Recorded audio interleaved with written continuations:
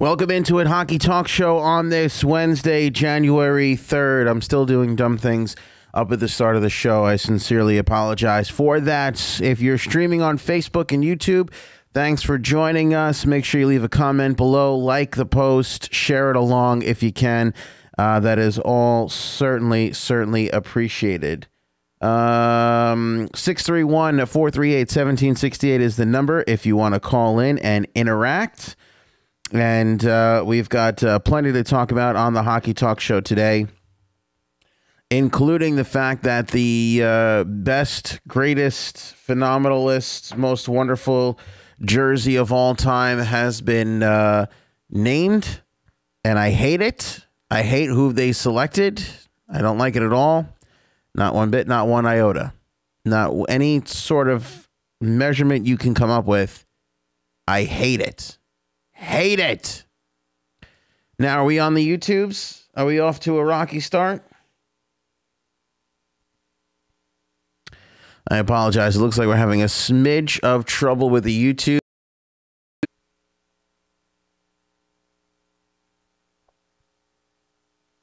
All right, we'll see if we're back up and running here. We're good to go on Facebook. Appreciate that. Thanks for all you guys tuning in on Facebook. But it looks like we're having a little bit of a problem with our YouTube stream for this evening. And we really shouldn't be. It should totally be working. And we'll keep our eye on it. Anyway, the number 631-438-1768. Almost gave away the WEHM number. If you want to hear some, Beatles or the Stones or Dave Matthews, you can call me at 726-3EHM tomorrow morning at 6 o'clock. We'll be there for sure. Big snowstorm coming up the eastern coast, which is pretty exciting. Like these big, huge snowstorms. They don't really affect hockey all that much. One of my great fondest memories is going to the Nassau Coliseum to see the Islanders play in a game that it was like one of these worst case scenario storm things ever of all time. And I remember going and just nobody showing up, and like my mom and dad being so upset at me that I decided to go to the game and risk my life just to see the stupid Islanders. But I did, and all I remember about the game was that Eric Cairns scored. That's all I really remember, is that Eric Cairns, who was like a washout of washouts. Eric's a nice guy, very good player, but never he's not gonna make the Hockey Hall of Fame anytime soon. But I remember he scored, and it was just like a wonderful, wonderful moment. By the way, yesterday's show was really fun for me because we got to talk a lot of good hockey, and there were a lot of great comments.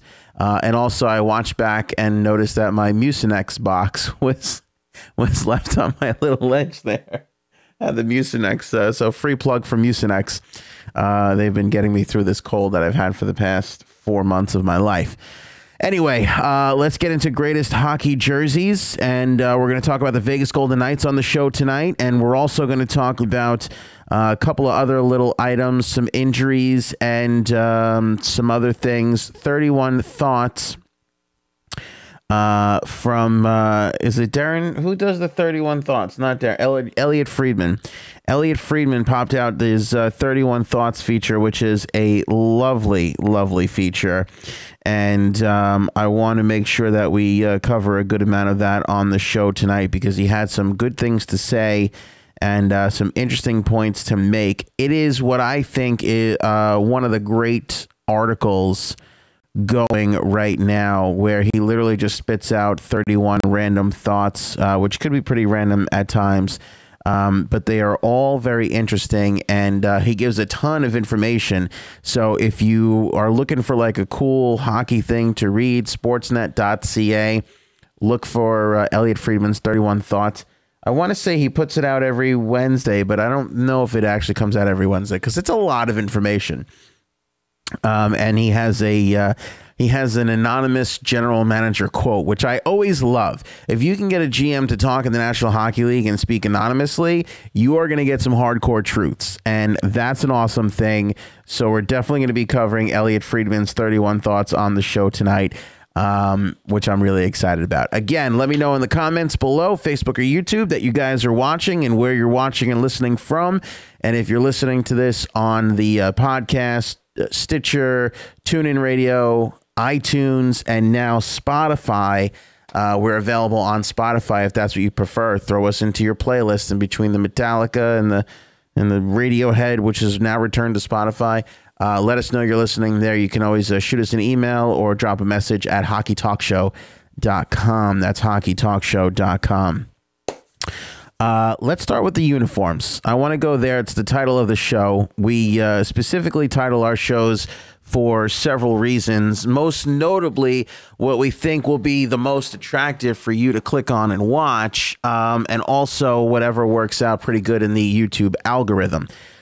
So when you write stuff down like greatest NHL uniform, that tends to draw a lot of people in and does well with the algorithm on YouTube. So that's what we decided to name the show tonight. And I'm not bothered by it. It's not clickbait. It's what we're going to start talking about right off the top. But it's not the most interesting part of what I think tonight's show will be. That will be the Vegas Golden Knights and Elliot Friedman's 31 Thoughts. But let's start with the greatest NHL uniforms. The Chicago Blackhawks won. And I'm upset about this. I, in no way, shape, or form, think that the Chicago Blackhawks have the greatest uniforms of all time. I think that number 2 is probably the greatest. I think that number 3 was pretty darn good. I think number 4 is not so great. Neither is number 5. Number 6 is okay. Number 7 is wonderful. I think we really got this one wrong. And this is the problem when you open up these huge forums of like, hey, vote here, tell us what you think. It never goes well. It always kind of goes awry, It really, really does. Andy, welcome in. Facebook is where it's at. Some people really prefer to watch on the Facebook, so I do like that. Keith, welcome to the show. Appreciate that. Let's see here. You guys are chiming in on the jerseys already. I love it. I love it. Yeah, so the Blackhawks won the 1959 to 2018. And there's another part of this what really upsets me. They really do not have the greatest uniforms. I mean, awful. I mean, not awful, but not greatest uniforms of all time.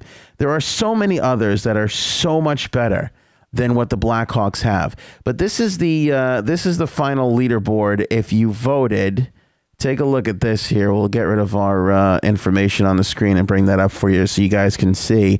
The Chicago Blackhawks 59 to 2018. Now, what really upsets me about the Blackhawks is Blackhawk fans clearly just rabidly voted in this competition. I think they might have been the only ones who really cared outside of the, million or so people that are still butthurt that the Hartford Whalers moved away. They not only finished first, but the Blackhawks also finished 21st. So not only did they vote their 59 to now jerseys in at number 1, but they voted their 56 to 59 jersey at 21. Is this really necessary? Now, you might be thinking to yourself, and do we really have to take ourselves this seriously? And the answer to this question is yeah. Yeah, this is what I live for. Inane, useless conversation about what jerseys are better literally makes me feel alive. Like, this to me is such a more interesting conversation than the current political climate or, saving the spotted owl or whatever. This to me is what I love to discuss and talk about. And by the way, I've been fawning over the Vegas Golden Knights, and number 13 on the list, I don't think so. I mean, no way does that jersey belong to be number 13 on the greatest list of jerseys of all time. I love it. Greatest expansion jersey of all time? Actually, that's a really good category. I have to really sit back and think about that. First year jerseys. We might have the greatest expansion team, period, of all time with the Vegas Golden Knights. Do we have the greatest expansion jersey of all time? That's really interesting. That's interesting to me. I do not know. I do not know. Maybe. I did like the Panthers uniform when they came in. You know what it is? It's hard to tell. I really have to. I'm gonna spend some time and think about this. I'm gonna think about this. It's hard to tell because the expansion process is so exciting. Like, to see new jerseys and new franchises and the draft and everything for a hardcore hockey fan, it's just so thrilling to see that whole process. I feel like I've gotten excited about every expansion team. Like, I was even excited about the dumb bug on the Columbus Blue Jackets jersey when they started. I much like where they wound up. And I never really had a problem with the cannon. I know people don't really like the cannon. I like the cannon. I like the thirds. But I have to think about that. That is one to think about. Rangers. The Rangers, I never really liked the Rangers jersey. I'm not going to lie to you. I like it in the sense of the Rangers tradition and simplicity. It reminds me of the origins of hockey. It's a great original six jersey. But greatest of all time. When you're comparing original six teams, I just think all the other jerseys are so much better than the Rangers. I mean, the Blackhawks, the Bruins, the Leafs, like there was a lot of design and care put into them. The Rangers were just like, I don't know, putting Rangers diagonal. I like it. I don't hate it, but for me, it might even be sixth place as far as original six jerseys go. That's why we can't give it to the Rangers. Sorry, Ranger fans. That's just the God's honest truth. But back to our list here and what the NHL came up with. Again, this is the problem with, you know, letting the fans vote, is it gets too crazy with certain fans. And it really is not. This is why, see, people complain about the Rock and Roll Hall of Fame. Like, oh, that's not, you should leave it up to the fan vote. No, because look what happened. We left it up to the fan vote this time around, and Bon Jovi got in. So you need experts. That's why Hall of Fames are voted on by broadcasters and writers and all that stuff. You need people who really care and can be objective. Now, Keith, I'll say this, and thanks for checking in, man.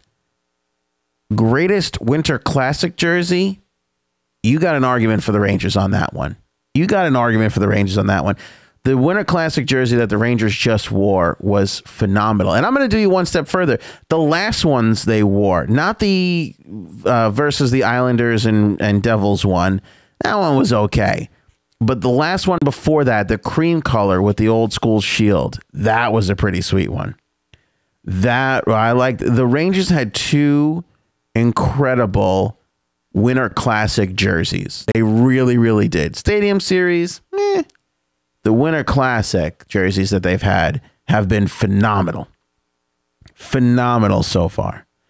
I will give the Rangers that one, which by the way is a testament to how great their sweaters could be and aren't. You know what I mean? Not that I want to get rid of the old school Ranger diagonal, because you can't at this point. It's just a classic. But their alternate jerseys, the old Statue of Liberty jersey was awesome. You know, I mean, phenomenal. Like when teams that hate you, like the Devils and the Islanders, when their fans are like, man, that's a sweet jersey. Like, you know, you've come up with a good jersey. And the old Lady Liberty jerseys were exactly that. 2012, thanks, Andy. That was the year. Yeah, 2012 was a great year for the Rangers in the Winter Classic jerseys. But I like this past one, too. I thought it was really sweet. But getting back to our list here, the Hartford Whalers, to me, I mean, that's a phenomenal jersey. Just those two that... Where else does blue and green really work together? I mean, Vancouver's pulled it off, but it's the same color scheme that the Whalers had. And the Whalers, that might be the greatest logo of all time. Just the way the W and the fin form the H in the middle. Like, it's just so brilliant. It's simplistic, yet brilliant all at the same time. And to me, that's what makes a great logo. And if you have a phenomenal logo and you got a good color scheme, that's what makes a good jersey. That's really what makes a good jersey to me. I think we can get a look at the jersey here when we click on it. Yeah, I mean, come on. And many iterations too. I mean, you know, that was an older school one. The green there instead of the blue being the prominent. And, you know, for a time there, they had like gray on the bottom too, I remember. So the Whalers to me should have been number one. And I know you're going to think I'm crazy here, but honestly, the Ducks should have been number two. They really should have been. To me, this is like the Whalers finishing number two and the Ducks finishing number three is like the Beatles and Nirvana to me. Like the Beatles were the first huge cultural shift in music. The musical group that made the first huge cultural shift in our world was the Beatles. And the only ones to come close to them was Nirvana. And they weren't that close. Like, you still have to realize that the Beatles are so much farther ahead than Nirvana. And that's what I kind of see here. Like, the Hartford Whalers are so much more ahead of the Ducks. But the Ducks, what they represented, what those jerseys were, what the dumb movie was, it brought a lot of growth to the game at the right time. You know, everybody credits Gretzky going to the Kings and expanding the NHL's footprint, and I'm not here to deny that, but you can't deny that the Ducks coming in and Disney making that stupid film, that grew the game by leaps and bounds. Never underestimate a film or media's ability to expand a sport or topic or anything. Like, it's just so super important. Super important. So I got to give the Ducks credit for that. And by the way, it's a snazzy jersey. You know, it's a real snazz jersey. I like the Ducks look. The eggplant, not so much, although it wasn't that bad. But that teal, you know, that teal color, that white jersey is so pretty. So pretty. It's just nice. So I strongly disagree with number one. I love number two. Number two should have been number one. Number three should have been number two. The Quebec Nordiques jersey was nice. I don't know about number four. Again, the North Star jersey, nice. You know, from here on out, you know, I think the Detroit Red Wings jersey gets not enough credit here at number 7.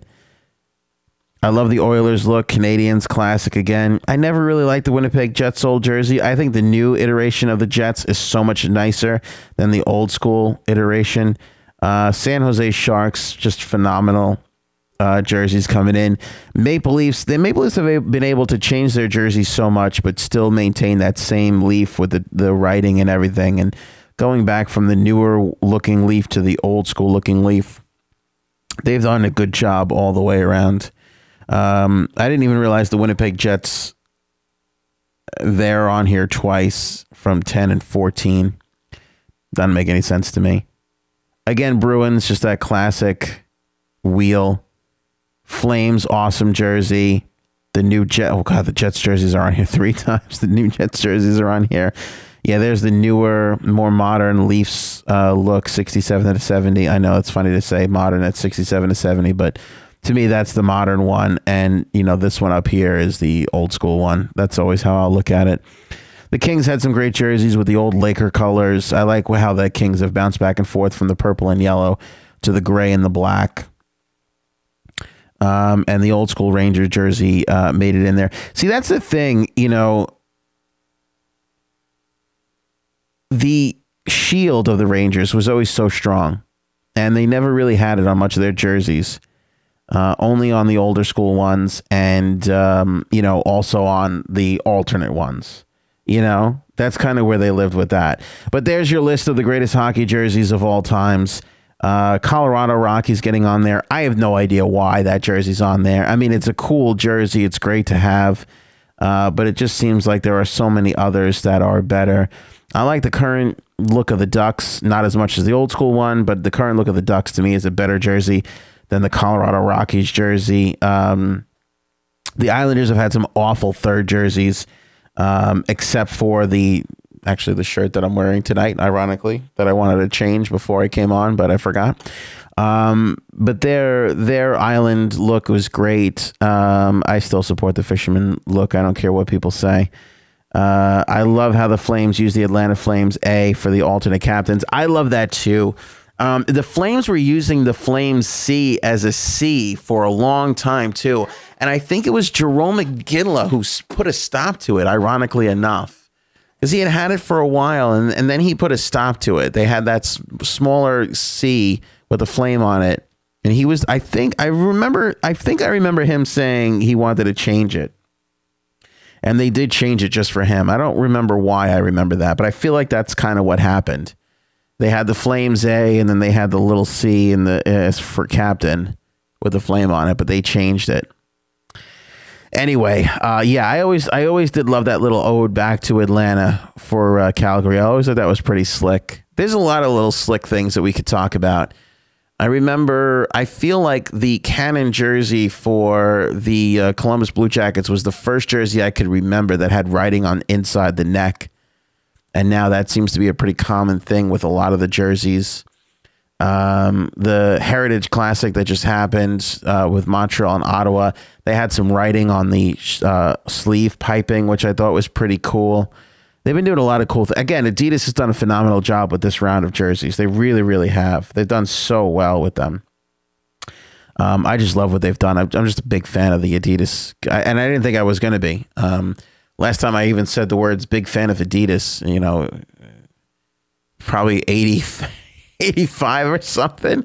I was walking this way. It was literally the last time I was walking this way. It was when I was talking about being a fan of Adidas. But the list is fun to look at. It was cool to see all the voting that took place, but you know, what we've come up with in no way, shape, or form is any representation whatsoever of a legitimate list of greatest uniforms of all time. I mean, just absolutely not. 3 Winnipeg Jets logos, 2 Chicago Blackhawks logos. Like, come on, give me a break here. It's just unrealistic, completely unrealistic. But I would argue that the Hartford Whalers have the greatest logo of all time, no doubt. And definitely you can make the argument for their uniforms. Simplistic, but great. Again, being able to put together green and try and put together green and blue, you know, in your outfit for the rest of the week this week. It's going to be very complicated to do and look good. But the Whalers were able to pull it off for a long, long time. So I think that's pretty cool that they did that. I would have definitely put that #1. No way. And I love the Chicago Blackhawks look. And please, no disrespect whatsoever intended to Clark Griswold, but greatest jersey of all time? I don't think so. I really, really don't think so. I made this joke yesterday. We were talking about the Vegas Golden Knights, and it was funny, too, because as the comments were coming in on YouTube, because people watch this show at like 2 or 3 o'clock in the morning. YouTube is very popular. I do a morning show, so I'm in bed every night, like 10, 11 o'clock, maybe the latest, if I'm up working late. But I like to sneak into bed at 9, 10 o'clock if I can. And the amount of comments that roll in on YouTube at 2 a.m. is unbelievable to me. But one of the comments that came in on the last show at 2 a.m. was the Vegas Golden Knights, and it was agreeing with me, which I always love, the fact that the Toronto media still can't accept the fact that the Vegas Golden Knights are a legit team. And I said on this show yesterday, I think that they're going to come out of the West and lose to Tampa in the Stanley Cup Finals. And I still stand by that. But literally up until yesterday, it was Nick Kyprios on Hockey Central. It was pointed out to me that that's where it was said. That's where I saw it. But it's not only Nick. It's a lot of other of the, you know, Toronto and Canadian media who are still, just for whatever reason, have a chip on their shoulder that Vegas is doing so well. And I think that comes from years and years of Toronto losing. Montreal sucks this year. So does Ottawa. Winnipeg was losing for a whole bunch of years. I mean, Winnipeg fans should be excited, but they're still kind of, I think, upset that Vegas is so good. But anyway, with all that being said, up until yesterday, the Toronto media is sitting there talking about, well, there's no way the Vegas Golden Knights are going to keep both Marchessault and James Neal, and can they even afford that? And, you know, they're going to stick with their plan to trade some assets. It's about the long-term build. And I keep saying the same thing, and I'm going to say it again tonight. Guys, there is no long-term build. They figured it out in year 1. Done. End of story. The Vegas Golden Knights figured it out in year 1. Say what you will, but it's true. They figured it out in year 1, and that is all there is to it. I'm sorry, but it's the truth. Gerard Gallant's put together an amazing system. George McPhee has put together an amazing team. And just look at all the things that they got wrong in Vegas. Shipachyov, they blew. Jason Garrison, I thought was a great pick. I thought, here's your number one D man on the power play. Got a cannon for a shot. He's in the American Hockey League. You know, they've made some errors.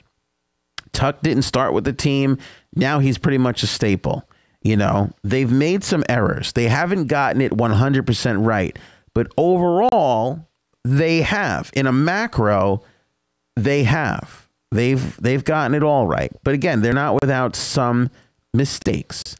And then comes the news today that Jonathan Marchessault signs a 6-year, $5 million deal. This is after yesterday, just yesterday, you know, in denial media in Toronto going, well, they're still going to stick with their thing and trade. What?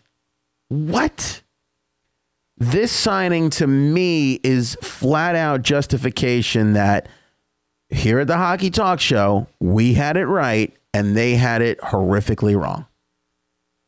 Once again, I'm going to pat myself on the back and say we had it right and the traditional old school media absolutely had it wrong. Absolutely had it wrong.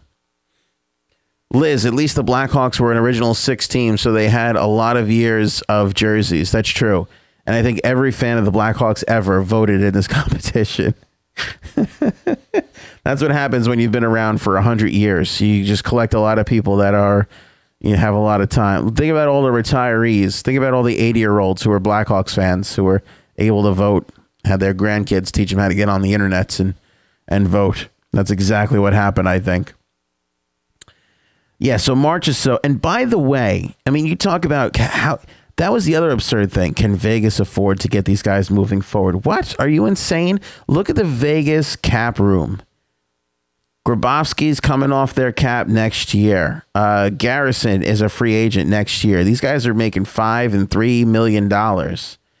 James Neal's making $5. You can go ahead and give James Neal, although he doesn't deserve it, a $9 million contract next year, and it would still fit into the plans for the rest of the day. They would be nowhere near blowing up the cap.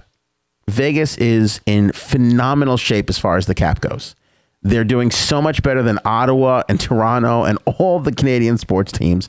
Yet maybe another reason why the media up there is so damn pissed and refuses to acknowledge Vegas as a legitimate franchise. 6 years, $30 million for an average hit of $5 million a year. Are you insane? I mean, guys, I can't impart on you how franchise friendly of a deal this is. Go look around. Look at your Bobby Ryans. Look at look at Kyle Okposo making $6 million a year. He's not scoring 30 goals. Bobby Ryan is doing horrific this year. You're getting essentially a 30 goal scorer for $5 million a year. I mean, it doesn't exist. Doesn't exist anywhere else. If I was Marchessault, I'd fire my agent. I really would. But this is a testament to how special this group really is. These guys really like each other. And this is what happens when you get picked up off a team and you have a chip on your shoulder and you're pissed and you get off to a good start with your new franchise. You sit there and go, can I probably eke out another $1.5 million somewhere else? Yep. If I go back to Florida or to the Stars, can I save another 15% on state tax and get a little bit more money that way? Yep. Or does Vegas have a state tax? Actually, that's a good thing to look into. I really don't know if Nevada does. But regardless of that, he could have gotten at least $6.5 to $7 million in the open market, especially if he continues to have the year that he's having. I think he's at 34 points or something like that. 37 points in 35 games. So he's better than a point per game player. In half the season, he's got 15 goals. So essentially, he's on pace for another 30-goal year. So I think it's pretty safe to say the kid's legit. What are you guys talking about when you're sitting there going, there's no way they keep both of these? Like, you're not paying attention. You're just not. And by the way, not only does the kid put the puck in the net, but watch Vegas when they play. They suffocate the other team. They play such a skating, frenzied system, and he's right in everybody's face, just like all the rest of those guys over there. Vegas has a lap dance tax. That's true. So I hear. Not like I've ever experienced that firsthand.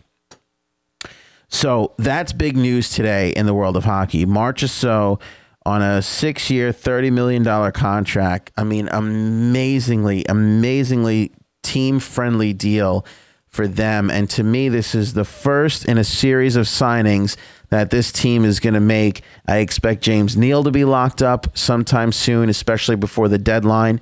Although they don't have to, they can wait till the offseason. And I expect them to sign a bunch of their other guys who are about to become free agents. But you look at this team with William Karlsson and Riley Smith and David Perron with a little bit of a resurgence, and James Neal doing really well, and Derek Englund being a mainstay in Vegas. I expect them to re-sign a lot of these guys, and I expect them to be a serious threat moving into the playoffs. I am in no way, shape, or form moving off of my prediction that they'll go to the finals of the Western Conference, and I think that they'll wind up edging out, I forget even who I picked, Nashville or St. Louis, or I think probably St. Louis. To get into the Stanley Cup Finals for the first time. I just think that that's where they're at. They're a phenomenally well-built team, and they deserve a lot more respect than they're getting. By the way, again, they've only lost 2 games at home in regulation. 2 games at home.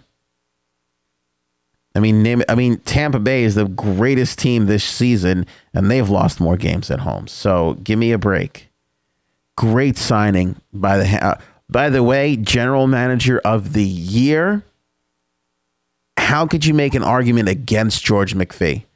I mean, literally, even if they tank and just barely make it into the playoffs this season, which is not going to happen, this guy's going to be general manager of the year.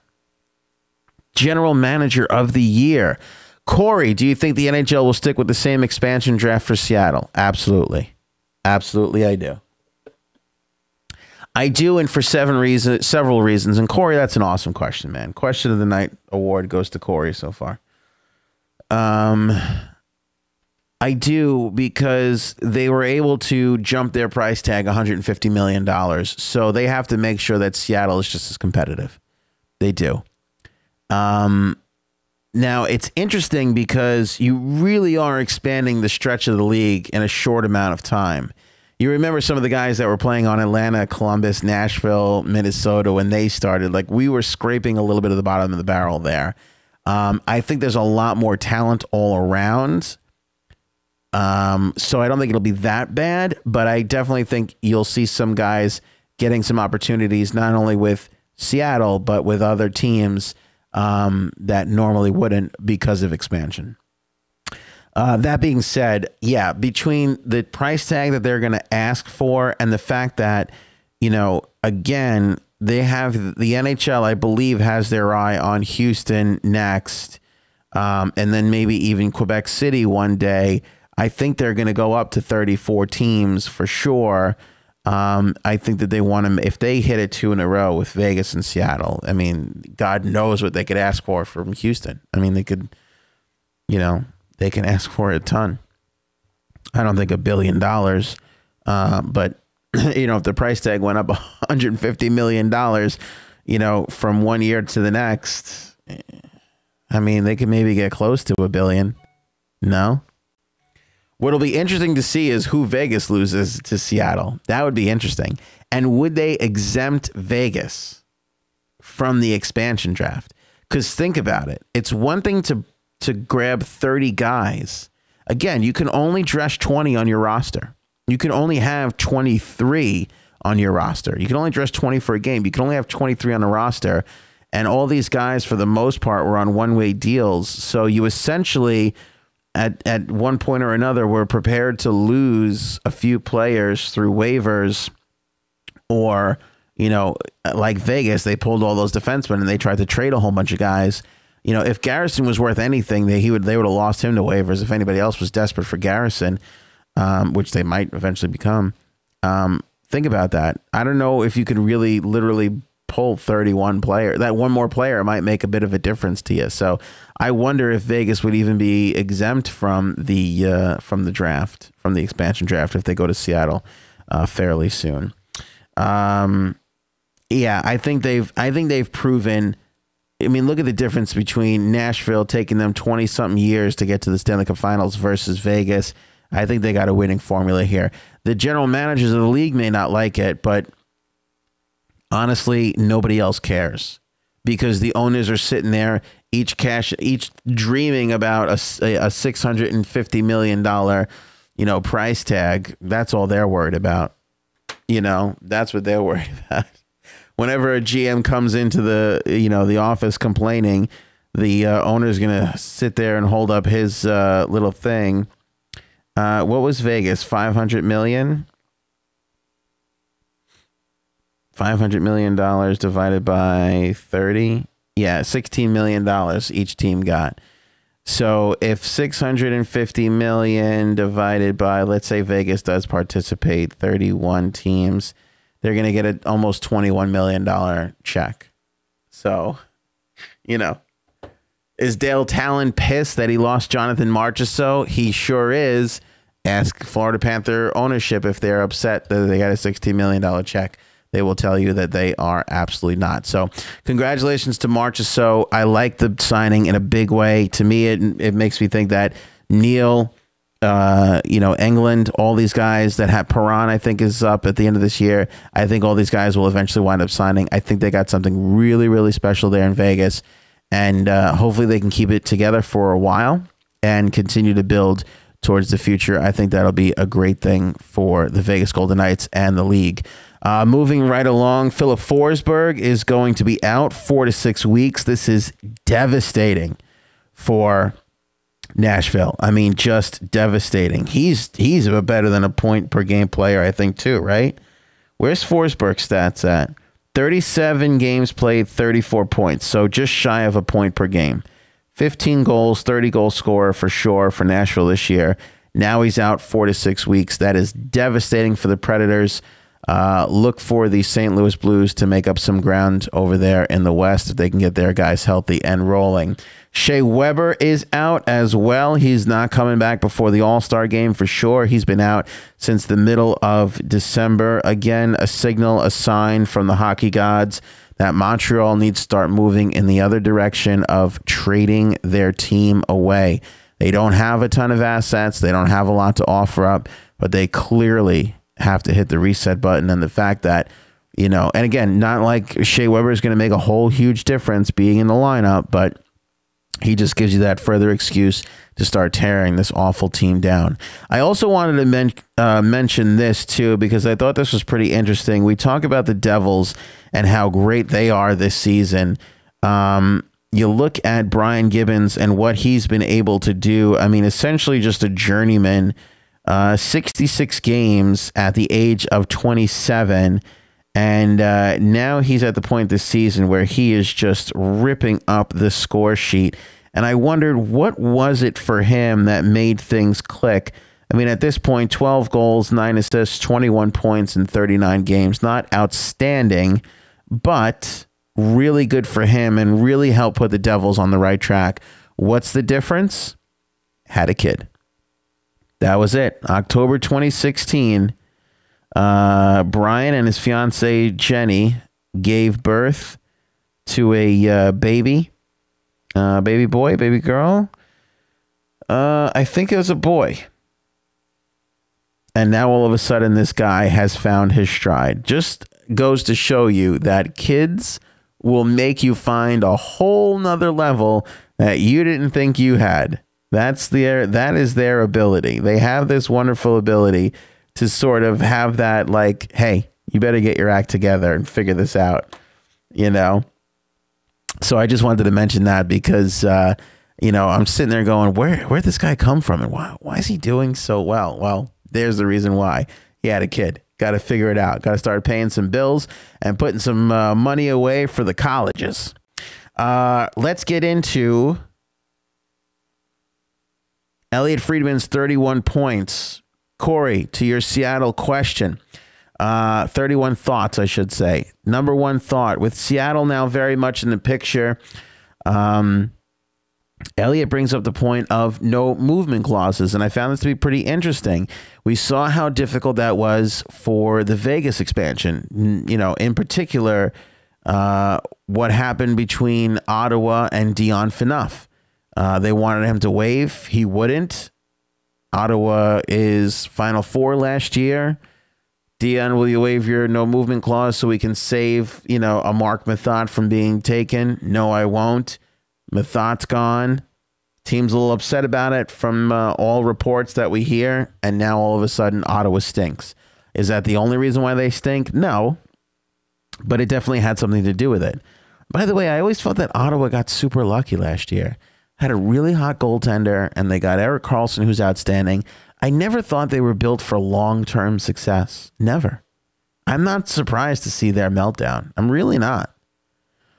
But anyway, Elliot brings up a great point. Will GMs be a little bit more stingy with no movement clauses? I think so. I think it's a problem. I think they're definitely going to be a little bit harder on it. Eddie thinks Dion's a jerk in the dressing room. Could be. He could be. He's a jerk on the ice. He's a guy that you want to have on your team, not playing against. He's very difficult.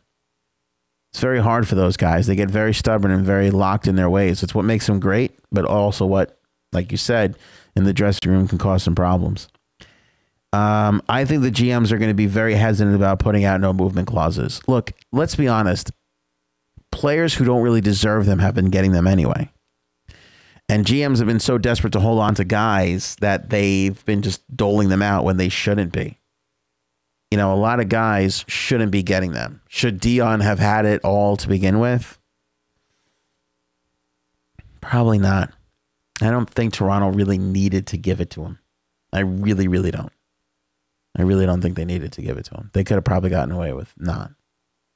But that's the weird thing. It's kind of like a prenup in a marriage. Like, I always thought that was an awkward conversation. Like, I love you. I want to spend the rest of my life with you. But just in case it doesn't go well, can you sign this so I can get some of my money back?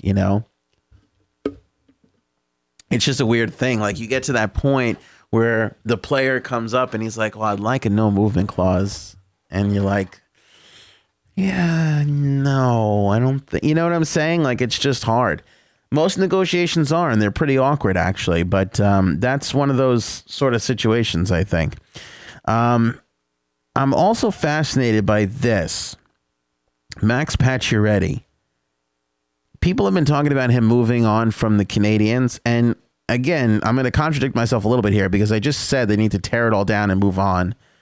I don't know why he is so on the chopping block. I really don't. I mean, outside of the media floating his name around, and why wouldn't they? Because it's exciting to think about Max Pacioretty moving on. But the whole team in Montreal stinks. It's not his fault. He's the one good part. Granted, you'll get a great return if you do move him. But I'm hearing Max Pacioretty is going has really just been it's been a fast transition. We went from maybe if they have to fix, it might not be one. They could probably get the best return for to Max Pacioretty is in his final days in a Canadiens uniform. That stretch has been lightning fast. And we talked about this yesterday. The teams that need to make moves, especially in the East, Max Pacioretty is a guy you do not want to let go. And I can't help but think that the Rangers, even though they desperately need help at center, could use a good locker room guy like Max Pacioretty.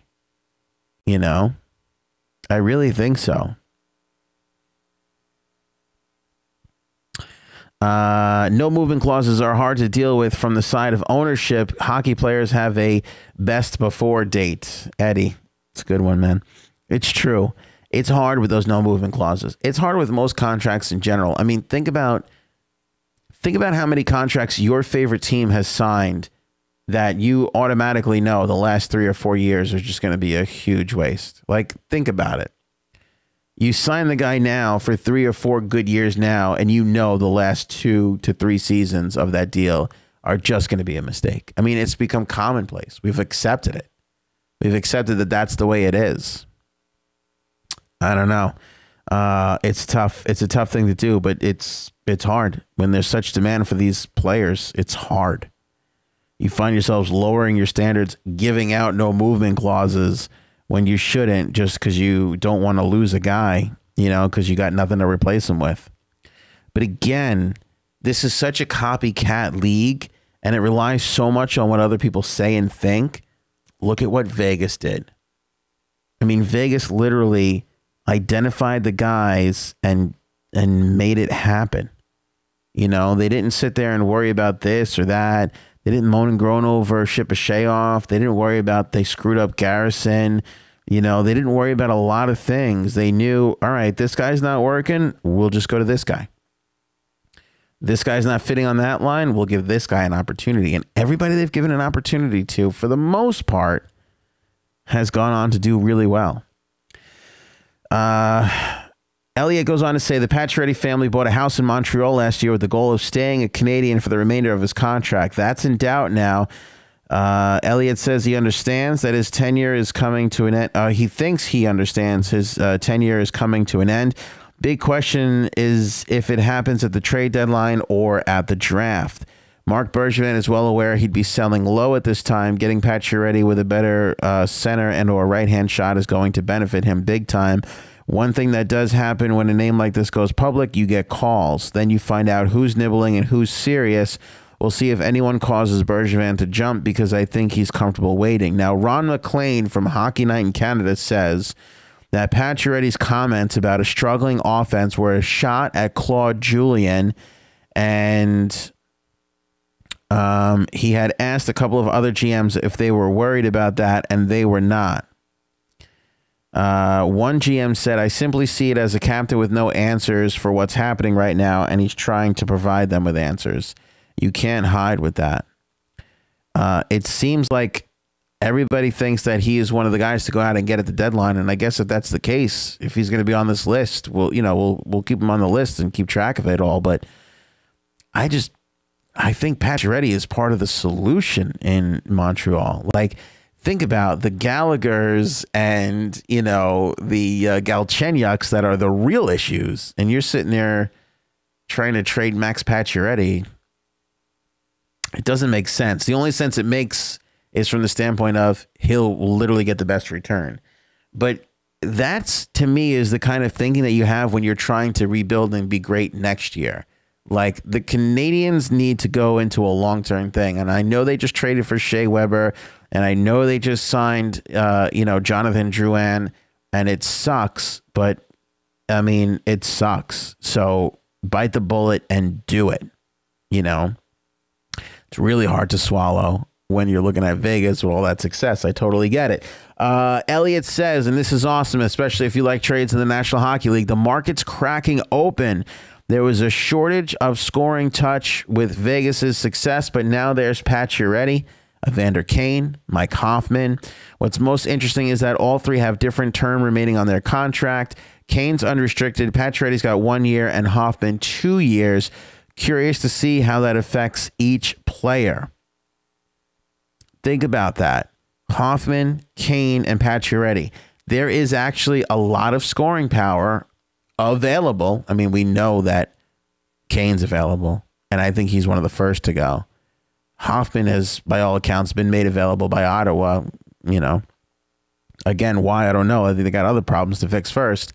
And then now Pacioretty, like we just talked about, you know, you're the Rangers, you're the Nashville Predators. You know, it doesn't really help the Leafs. They need a defenseman, you know, and the Islanders need a defenseman / goaltender. But, you know, if you're a team that is looking to make a run here and you need some offense, there's plenty around. There's plenty around to be had. And the high price tag that Colorado had for Duchesne will come down because there's so many of these scorers available. Kane would be good in Nashville. I honestly think David Poyle's the kind of guy that'll go after Hoffman because he's got the term and he likes to control things. You get Kane, he's basically a rental. But I think Hoffman would be an actual better fit down there. But I do think Kane goes first, and Nashville is always looking for scoring, and especially with Forsberg out for 4 to 6 weeks, you don't want to lose that much ground. So, again, injuries could really force your hand, and we could see a lot of deals before the All-Star break, which I think we're going to see at least one before the All-Star break. And I do think that the trade deadline this year is going to be insane. I really, really do. And I do think you're going to see some sell-offs from like the Blackhawks, for instance. And I'm not counting them out, but I do think that they might be one of those teams that pulls the trigger. Edmonton, I think, is a playoff team any other year. You might see them make some moves this year just to do something, to figure out something, to change up the chemistry in the locker room or whatever they got to do.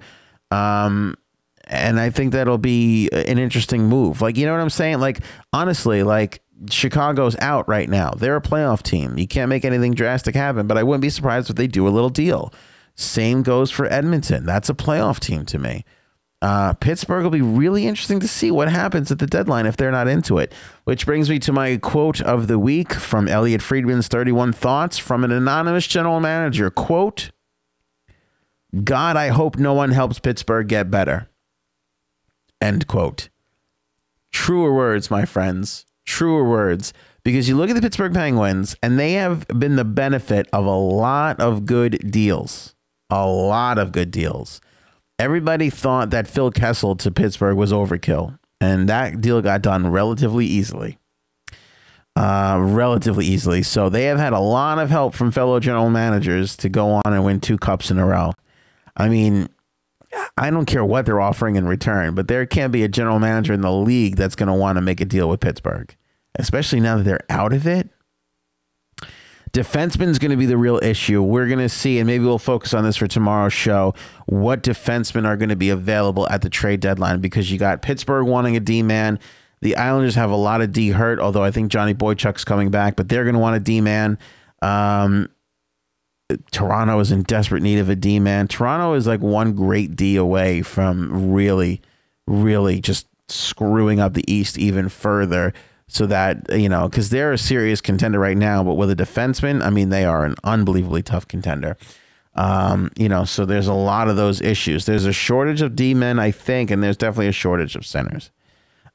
So for the teams that are looking for that, you got to wait and see. As far as goaltending goes, again, the Islanders are in super trouble with this. Halak and Greiss, that combination has not been there for them in their last few games.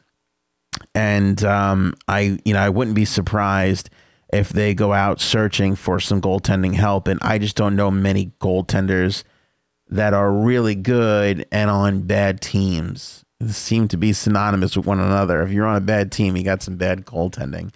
And believe me, let's not get crazy and think the Islanders are going to go ahead and grab Carey Price or anything like that. Certainly not the case. But a diamond in the rough could be good for them. There's no way Vegas is moving off of Malcolm Subban, but a goalie like that, you know, a great goaltender sitting behind somebody right now would be the move to make. Although it's not out of the realm of possibility because McPhee and Garth Snow are tight. I couldn't see McPhee making that move. You got 2 great goaltenders and you're on a run. Now's the time to strike, you know, strike while the iron is hot. All right, great comments all night long. Thank you guys for being a part of it. Good hour show tonight. Very, very fun. A lot of hockey action for this evening. Let's see here. It'll be interesting to see what happens tomorrow night. I don't think that the snow on the East Coast will cause much of an issue for most of these teams. Isles are in Philly, so they're not going to get a lot of snow. Pittsburgh, not a lot. The Rangers are playing tonight, so they won't play tomorrow night. And the Devils they're out of their woods too. They're not going to get the bad snow. Bad snow on the East Coast. Boston, though, maybe. Is Boston playing at home? No, Boston's not playing tomorrow night, so they're good. So I don't think we'll see any canceled hockey games because of this big snowstorm coming. Boston is playing tomorrow night at home against Florida. I think they'll be okay. I think they'll get the game off. Ottawa and Detroit, snooze fest tonight. Rivalry night, Rangers and Blackhawks. This will be a real test for the Blackhawks. On paper, if you had to decide between these two teams, Taves, Kane, Crawford, Lundqvist, I don't know. I mean, name the two. Who's the Kane and Taves on the Rangers right now? I don't even. Who would you consider? Who would you consider that to be? Zuccarello is leading them in point. Zuccarello and Grabner. I like both of those guys a lot, especially Zuccarello. I always loved him as a player. Phenomenal player. But come on, if you had a choice between, if you had to draft one team in a fantasy league tomorrow, who would you pick? Chicago or the Rangers? I'd pick Chicago. And yet the Rangers are doing far better in the standings. To me, this is a real test for the Blackhawks. Can they rebound? Can they right their season? Is Zibanejad back? Is he back from the injury thing? I don't know. I didn't think he was. I didn't think Mika Zibanejad was going to be in the lineup. Zibanejad changes the markup of that team in a big, big way. In a huge way. I don't see him on the roster. Oh yeah, there he is. Is he going to be in the game tonight? Let's see. Let's peruse, shall we? Players to watch. Blah blah blah. Beep beep beep beep beep beep. Blackhawks projected lineup. Rangers projected lineup. Yeah, Mika Zibanejad. There he is. NHL.com predicts Zibanejad in between JT Miller and Zuccarello. Hayes, Grabner, and Nash. God, would you? I mean, how much would you sell your soul, Rangers fans, to get Rick Nash going? Desharnais, VC, and Buchnevich. See, this is why I hate this team. I hate him. VC's not a third-line player. Like, VC should be a first, second-line player. And he's playing on the third line with David Desharnais and Pavel Buchnevich. This is why it drives me crazy. VC, Miller, Hayes, they have too much of the same type of player. I keep saying this over and over again. They are one Henrik Lundqvist concussion away from completely plummeting out of the East. I mean, they really, really are. There's just too many eggs in that basket. I'm sorry. Just too many. Just far too many. All right, cool to see what Zibanejad does back in the lineup. That's going to make it tougher for the Blackhawks to compete. But I like the Hawks in the game. I don't know why. Even though the Rags are at home and Lundqvist is always better there, I like the Hawks tonight. I think they need to get desperate. By the way, I was watching some of Jonathan Toews' comments before, and he was given the, look, we're not going to get 10 points in the game tonight. We got to get 2 points tonight. He's given that whole speech. But it's really interesting to me, and it's hard to read. It's hard to read Toews because he's so stone-faced and he's very emotionless. But it's interesting to see Pittsburgh, Chicago, because these are prominent teams and have been for the last 8-9 seasons. And now that they're not, it's interesting to see the way they answer those questions. It's easy to win night in, night out and compete night in, night out when you're not being asked the tough questions. They all lose games. They all have bad nights. But for the most part, everything was all right. They were all cruising. But now that it's not, it's interesting to see how their demeanor changes, how their post-game interviews go. And I noticed that Toews, even though stone-faced and emotionless, he really, you can tell it was an uncomfortable situation for him to be answering the questions of, why is it going wrong for you guys this season? Why are you not in a playoff spot? What do you need to fix? It's hard to figure out what to fix when you had essentially the same team the season before and everything was going right. But that's what happens when you lose a Panarin.